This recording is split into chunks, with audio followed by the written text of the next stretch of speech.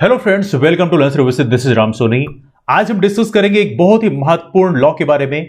इसे बोलते हैं anti conversion law. Uttar Pradesh में ये एक लॉ लाया गया और इसके चलते as of now present time में अभी न्यूज में आया था 108 केस दर्ज हुए हैं। नाउ यहां पर एक क्वेश्चन बनता है, क्या बाकी राज्यों को भी ऐसे धर्मांतरण रोधी कानून लाने चाहिए, एंटी कन्वर्जन लॉ लाने चाहिए, और साथ में उत्तर प्रदेश का एंटी कन्वर्जन लॉ में क्या पनिशमेंट है और बेसिकली यहां पर जो रूलिंग बनाई गई है इसमें कौन कौन से प्रोविजंस ऐड किए गए हैं उसके बारे में डिस्कस करेंगे। और सबसे महत्वपूर्ण बात है, ये लॉ कितना सही है इसके बारे में भी आज डिस्कस करेंगे। बहुत ही महत्वपूर्ण डिस्कशन होने वाला है। मेरी गुजारिश है कि आप वीडियो को अंत तक जरूर देखें। वेल नाउ आप देख सकते हैं उत्तर प्रदेश पुलिस ने केस रजिस्टर किए 108 केसेस, और ये 108 केसेस जो रजिस्टर किए गए हैं ये इस लॉ के अंतर्गत ही रजिस्टर किए गए हैं। आपको पता होना चाहिए उत्तर प्रदेश में जो रिलीजियस कन्वर्जन है, फोर्स के माध्यम से, जबरदस्ती या किसी तरह से इन्फ्लुएंस करके, मान लीजिए किसी को इन्फ्लुएंस कर दिया गया कि नहीं नहीं इस धर्म को ज्वाइन करोगे तो आपको ये बेनिफिट मिलेगा, या कुछ ऐसा एलोरमेंट किया गया कि हाँ यदि आप ज्वाइन करते हो तो आपको पैसे दिए जाएंगे, इस तरह के यदि प्रलोभन दिए आते हैं तो कहीं ना कहीं ये इस लॉ के अंतर्गत आता है और इसके चलते आपको प्रॉपर पनिशमेंट मिल सकती है। इसका पहले नाम था prohibition of unlawful religious conversion ordinance. पहले ऑर्डिनेंस ग्रुप में लाया गया था। आपको पता होना चाहिए जब कोई ऑर्डिनेंस लाया जाता है तो 6 महीने तक वैलिड रहता है। हालांकि यदि उसका टाइम पीरियड खत्म होता है तो आप ऑर्डिनेंस फर्दर एक्सटेंड भी कर सकते हैं या उसकी जगह में प्रॉपर तरीके से आप अधिनियम ला सकते हैं। हालांकि ऑर्डिनेंस लाने का जो पर्पस होता है वो ये बोला जाता है कि उस समय बेसिकली विधानसभा सेशन में नहीं है, इसलिए हमने ऑर्डिनेंस लेके आए हैं। एनीवे बाद में इसको हालांकि एक्ट के रूप में बना दिया गया। इस लॉ की बात करें, इसमें कौन से पॉइंट्स कंट्रोवर्शियल है उसकी बात करें तो देखिए पहली बात तो यह है कि अनलॉफुल रिलीजियस कन्वर्जन की बात करता है। अब देखिए अनलॉफुल रिलीजियस कन्वर्जन में देखा जाए तो किसी को जबरदस्ती आप कन्वर्ट कर रहे हैं वो चीजें इसके अंतर्गत कवर की जाती हैं। हालांकि मोस्टली जो है लव जिहाद नाम का एक वर्ड है जिसको यहां पर डिस्कस किया गया है कि एक कंस्पिरेसी है मुस्लिम मैन की हिंदू वुमेन को कन्वर्ट करने के लिए, इस्लाम में कन्वर्ट करने के लिए, इसे बोलते हैं लव जिहाद। हालांकि ये वर्ड जो है कई सारे हमारे जो पॉलिटिशियंस हैं इसको बढ़ चढ़कर इसके बारे में डिस्कस करते हैं। हालांकि इस पॉइंट के बारे में हम काफी डिटेल में डिस्कस करेंगे, लव जिहाद कितना जेन्युइन है और इसमें कौन कौन सी कंट्रोवर्सीज हैं इसको हम डिस्कस करेंगे। But let's discuss about the points first. यदि हम इस लॉ के बारे में बात करें तो यहां पर जो रिलीजियस कन्वर्जन है, देखिए यहां पर देखा जाए तो कन्वर्जन करना इज अलाउड। यदि आप कन्वर्ट होना चाहते हैं, यदि आप हिंदू से मुस्लिम बनना चाहते हैं या मुस्लिम से कोई और रिलीजन में कन्वर्ट करना चाहते हैं, हालांकि मोस्टली फोकस मुस्लिम्स के लिए था, लेकिन केस में कोई कन्वर्ट होना चाहते हैं तो कन्वर्ट हो सकता है। लेकिन सपोज करिए कोई मुस्लिम इसलिए बनना चाहता है कि बेसिकली वो शादी करना है उसे। सपोज करिए मैं किसी अलग कास्ट में, अलग रिलीजन में, मुस्लिम रिलीजन में शादी करता हूं, हालांकि मेरी शादी हो चुकी है so I can not discuss about that one, but still I am saying this one कि यदि कोई मुस्लिम में रिलीजन में शादी करना चाहता है और वहां पर धर्म को कन्वर्ट करता है तो ये चीजें बेसिकली यहां पर प्रोहिबिट की गई हैं और इसको नॉन बेलेबल ऑफेंस में डाला गया है। देखिए आप वैसे कन्वर्ट हो सकते हैं लेकिन केवल और केवल शादी के लिए यदि आप कन्वर्ट होते हैं तो ये बेसिकली नॉन बेलेबल ऑफेंस है। समझिए कैसे। यदि हमारे देश में आपको पता होना चाहिए कि स्पेशली हिंदुओं की बात करें तो सिंगल एक मैरिज अलाउड है, एक शादी अलाउड है। यदि कोई दूसरी शादी करता है तो उसको वहां पे तलाक लेना जरूरी है। लेकिन मुस्लिम की बात करें वहां पे 4 शादियां अलाउड थी और इसके चलते आपको पता होना चाहिए हमारे देश के एक बहुत ही जाने माने एक्टर हैं जिनका नाम है धर्मेंद्र। धर्मेंद्र की शादी ऑलरेडी हो चुकी थी और धर्मेंद्र की जो पहली वाइफ थी उन्हीं के बच्चे जो हैं सनी देओल हैं। और देखा जाए तो बाद में धर्मेंद्र ने दूसरी शादी की किसके साथ? हेमा मालिनी के साथ में। आपको हेमा मालिनी का नाम भी याद होगा। और हेमा मालिनी के साथ जब उन्होंने शादी किया तो बेसिकली उन्होंने पहली वाइफ के साथ डिवोर्स नहीं दिया, बल्कि धर्मेंद्र ने एक अलग धर्म मतलब मुस्लिम इस्लाम धर्म को कबूल किया और हेमा मालिनी ने भी इस्लाम धर्म कबूल किया। बाद में उन्होंने इस्लाम धर्म कबूल करने के बाद शादी कर लिया। तो यहां पर धर्मेंद्र ने जो शादी किया था, हेमा मालिनी ने जो शादी किया था, the sole purpose was to just get married. शादी करने के लिए ही बस केवल धर्मांतरण किया था। तो बेसिकली इस तरह का धर्मांतरण जो है अब एक नॉन बेलेबल ऑफेंस के रूप में काउंट किया जाएगा। तो ये चीज आप लोग याद रखेंगे। और इन केस यदि किसी के ऊपर ये चार्जेस लगते हैं तो डिफेंडेंट जो है, डिफेंडेंट का मतलब है जिसके ऊपर चार्ज लगाए गए हैं उसे प्रूव करना पड़ेगा कि जो कन्वर्जन है ये मैरिज के लिए नहीं किया गया है। Look at this very point. आमतौर पर जब भी आपके ऊपर केस लगता है, मान लीजिए आपके ऊपर कोई भी सीआरपीसी की धारा लगती है, क्रिमिनल प्रोसीजर कोड या आईपीसी की धारा लगती है, उस कंडीशन में आप एक इनोसेंट होते हो, एससी/एसटी एक्ट आपके ऊपर लगता है या डोमेस्टिक वायलेंस केस लगता है तो वो एक अलग मामला है।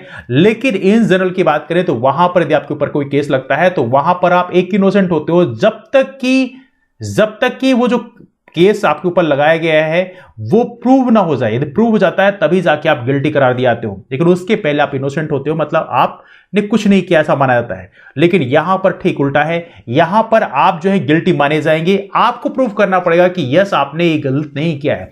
SC/ST एक्ट में भी यही होता है, यदि आपके ऊपर SC/ST एक्ट लगा दिया जाए तो बेसिकली आप जो है गिल्टी मतलब गिल्टी हो जाते हो और आपको प्रूव करना होता है कि नहीं आपने नहीं किया है। लेकिन इन जनरल देखा जाए तो आप इनोसेंट होते हो, और जो सामने वाला जो होता है जिसने आपके ऊपर केस लगाया है उसको प्रूव करना होता है कि यस यू आर गिल्टी। तो बेसिकली इस तरह से मामला है। श्योर आपको ये पॉइंट समझ में आ गया होगा।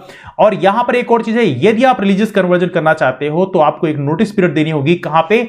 यहां पर डिस्ट्रिक्ट मजिस्ट्रेट के पास, और यहां पे 2 महीने की आपको नोटिस पीरियड वहां पर देनी होगी। 2 महीने पहले आपको बताना पड़ेगा कि हम जो है धर्म को कन्वर्ट करना चाहते हैं, है ना। लेकिन देखिए याद रखिए कन्वर्जन जो है ये मैरिज के पर्पज के लिए नहीं होना चाहिए। दूसरा, in case of conversion done by women for the sole purpose of marriage, the marriage would be declared null and void. यदि मैरिज हो भी जाती है केवल और केवल, देखिए यहां पर रिलीजन का जो कन्वर्जन है मैरिज के लिए किया जा रहा है, तो उस कंडीशन में शादी होने के बाद भी उसको नल एंड वाइड घोषित कर दिया जाएगा। मतलब जो शादी है उसको बेसिकली शून्य घोषित कर दिया जाएगा, मतलब उसको कैंसिल कर दिया जाएगा। तो ये पॉइंट भी आपको पता होना चाहिए।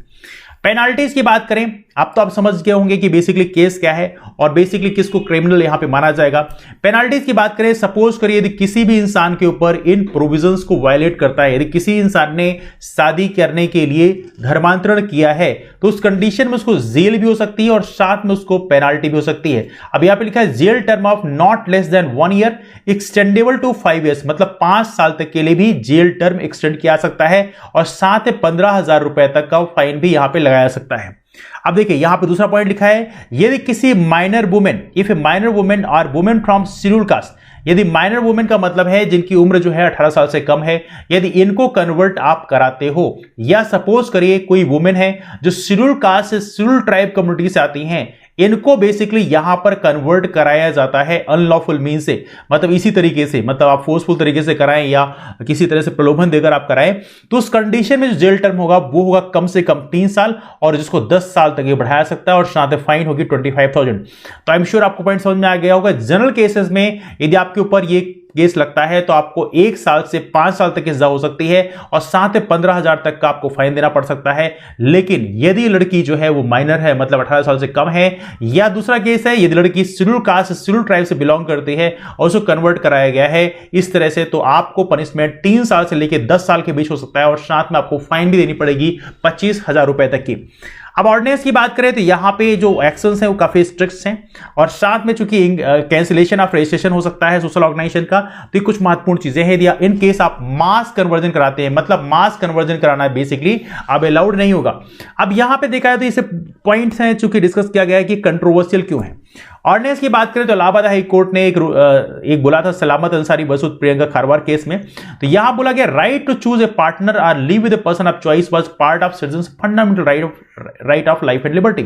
यदि कोई इंसान जो है अपना पार्टनर चूज करना चाहता है, मान लीजिए सपोज करें आप हिंदू धर्म से हैं और आप मुस्लिम धर्म से किसी पार्टनर को चूज करते हैं, तो ये आपका एक राइट है, आपका अधिकार है, आप किसी को अपना हस्बैंड या वाइफ बना सकते हैं, दैट्स योर राइट्स।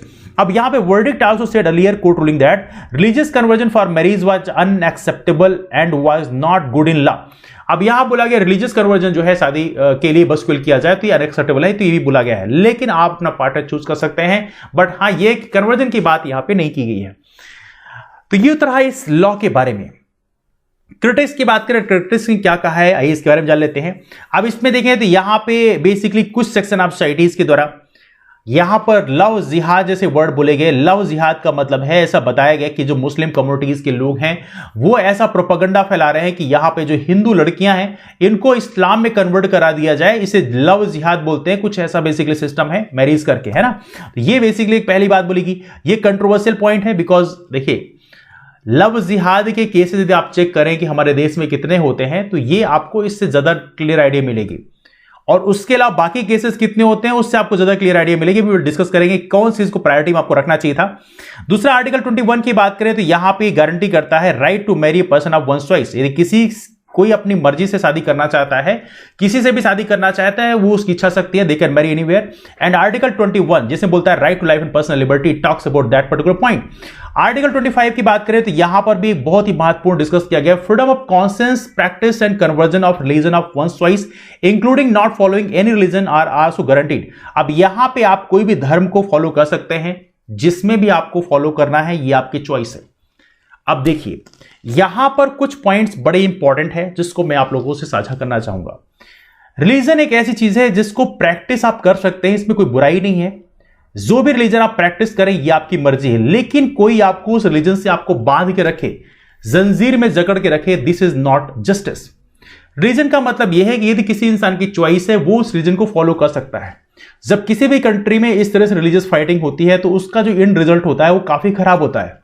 जर्मनी की बात करें, जर्मनी में एक इवेंट था जिसे बोलते हैं होलोकॉस्ट।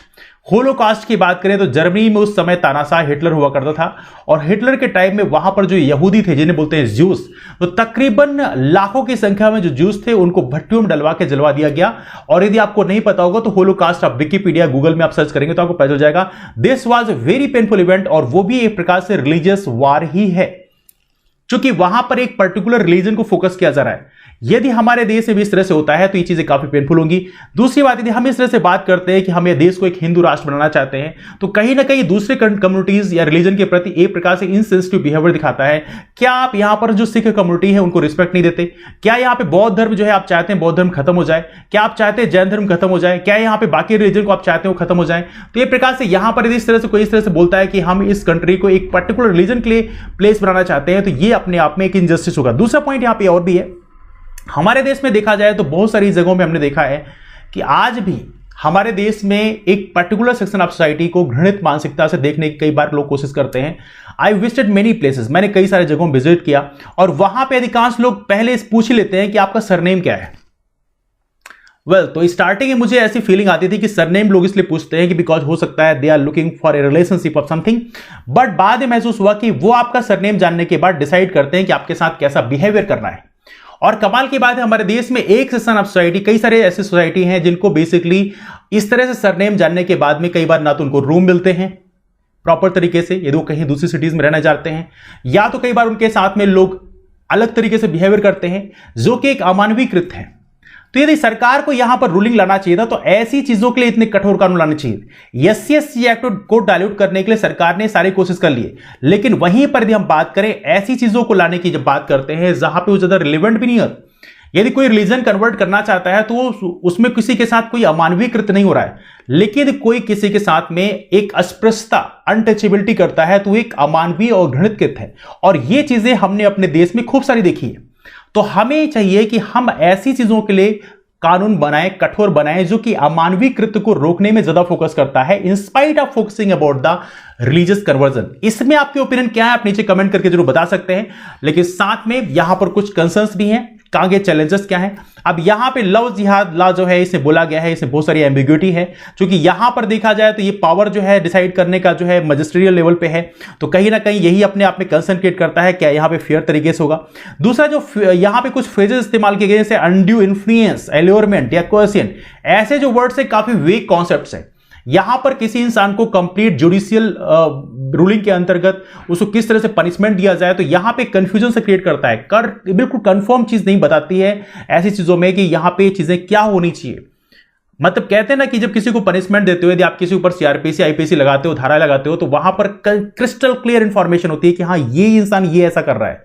लेकिन यदि आप इस तरह के वर्ड्स का इस्तेमाल कर रहे हैं तो ये कहीं ना कहीं यहां पे कंसर्न क्रिएट करता है। ये कौन डिसाइड करेगा कि किसी ने किसी को अल्योर किया है, किसी ने किसी को पैसे दिए या नहीं दिए।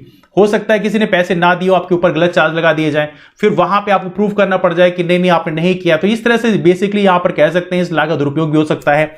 और साथ में यहां बहुत सारी चीजें हैं, साथ में लोग यहां बोला गया है पर्पज ऑफ मैरिज इनहेरेंटली वेग। यहां पर जो बोला गया है कि मैरिज को यहां पे नल एंड वाइड घोषित कर दिया जाएगा, तो ये भी अपने आप में बड़ा कंसर्न है।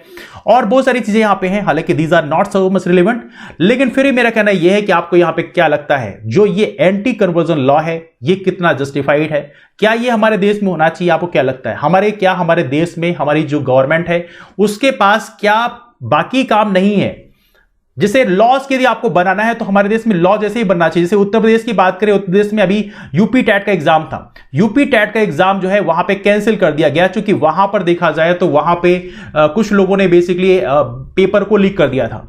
हमारे देश में यूपी टैट में तकरीबन 20-21 लाख लड़के वहां पे अपियर होते हैं, और इसके बावजूद यूपी टैट का पेपर कैंसिल हो गया। क्यों? बिकॉज वहां पेपर लीक हो गया। तो गवर्नमेंट जो है यदि अपना फोकस जो है एक ऐसी साइड में करेगी जो ज्यादा रिलेवेंस नहीं रखता है, और फोकस अपना ऐसी एरिया में जो बहुत ज्यादा रिलेवेंट है वहां फोकस यदि नहीं करता है, तो कहीं ना कहीं इससे हमारे देश में जो आम जनमानस है वो प्रभावित हो जाता है, और गवर्नमेंट के ऐसे फोकस से लॉ एंड ऑर्डर भी प्रभावित होता है। हमारा फोकस एक ऐसी एरिया में होना चाहिए जो एक सबसे इंपॉर्टेंट एरिया है, क्योंकि हमारे देश में एग्जामिनेशन कंडक्ट होते हैं और वहां पे ट्रांसपेरेंसी नहीं होती, वहां पे करप्शन होता है, तो करप्ट इंसान भी सिस्टम के अंदर पार्ट में आ जाता है, और कहीं ना कहीं वो पूरे सिस्टम को खोखला कर देता है। तो यहां पे हमारा कहना यह है कि क्या सरकारों को जो सबसे इंपॉर्टेंट एरिया है उसको प्रायोरिटाइज नहीं करना चाहिए? क्या सरकारों को ऐसे मुद्दों पे ज्यादा गोल गोल घूमना चाहिए? हाँ, ये बात सही कि लव जिहाद जैसे मुद्दों को यदि सरकार उठाती है तो एक पर्टिकुलर जो गवर्नमेंट, एक पर्टिकुलर जो पार्टी होती है उसको हो सकता है इलेक्शन बेनिफिट मिल सकता है, लेकिन लॉन्ग रन में यदि हम देखें तो क्या वो हमारे देश के लिए बेनिफिशियल है? इसमें आपकी ओपिनियन क्या है? आप नीचे कमेंट करके जरूर बताएं। मुलाकात करते हैं आप लोग फिर, लेकिन जो नए फ्रेंड्स हैं वो लर्न सर्विसेज नाम का टेलीग्राम ग्रुप जरूर ज्वाइन कर सकते हैं। मुलाकात करते हैं आप लोग फिर, तब तक bye bye and take care.